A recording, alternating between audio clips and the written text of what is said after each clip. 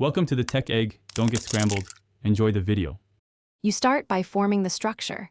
Subject plus am slash is slash or plus verbing because that shows a planned action.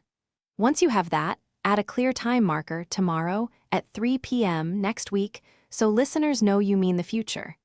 Make sure to contrast it with the simple present for scheduled timetables.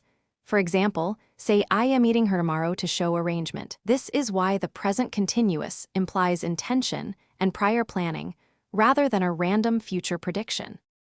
You continue by learning nuance.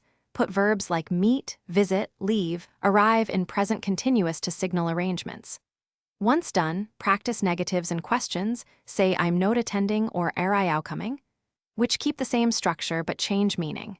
Make sure to avoid state verbs such as know, love, want. These usually don't take ing for future plans. Instead, use simple present or will with those. Practice forming full sentences with time phrases to solidify the pattern. You finish by checking details. Always include place, time, or participants to remove ambiguity. Once done, do a quick revision for a common error. People often use state verbs with ing, so revise those sentences into simple present or will. Make sure to practice converting example timetable sentences into present continuous and then compare meaning. If confusion persists, ask yourself, is it an arrangement, use ing, or a general state, use simple present? That quick rule will fix most mistakes.